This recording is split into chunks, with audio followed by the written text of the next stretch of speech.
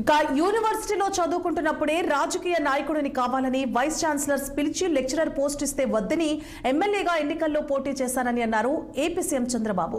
AP పురపాలక శాఖ మంత్రి నారాయణ కుమార్తె సరణి రచించిన మైండ్ సెట్ షిఫ్ట్ పుస్తకాన్ని విజయవాడలో సీఎం చంద్రబాబు ఆవిష్కరించారు. ఈ కార్యక్రమానికి ముఖ్య అతిథిగా మెగాస్టార్ చిరంజీవి హాజరయ్యారు. పుస్తకావిష్కరణ అనంతరం రచయిత సరణి చంద్రబాబు చిరంజీవితో ముఖాముఖి కార్యక్రమం నిర్వహించారు. ఈ సందర్భంగా చంద్రబాబు మాట్లాడుతూ, మనమంతా జన్మతః సాధారణ వ్యక్తులమే, మనం ఆచరించే విధానాలు, సానుకూల దృక్పథమే ఉన్నత స్థానాలకు చేరుస్తుందని పేర్కొన్నారు. తన జీవితంలో ఏ రాజకీయ నాయకుడు చూడనన్ని సంక్షోభాలు చూశానని, ప్రతి సంక్షోభాన్ని అవకాశంగా మార్చుకున్నానని, అందుకే ఈ స్థాయికి చేరుకోగలిగానని ఆయన గుర్తు చేశారు.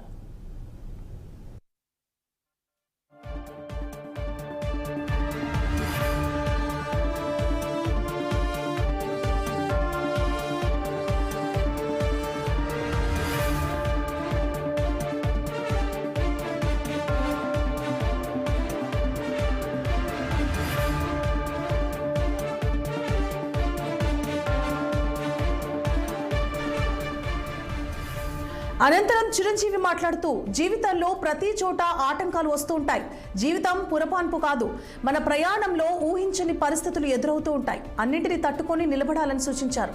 ఈ జన్మకు ఇది చాలు అనుకుంటూ చాలా మంది జీవితం చాలిస్తారు. అది కరెక్ట్ కాదు.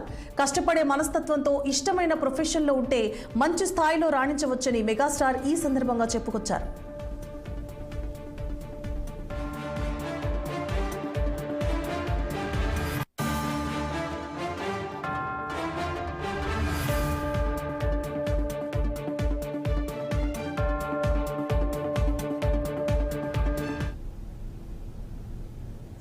ఇక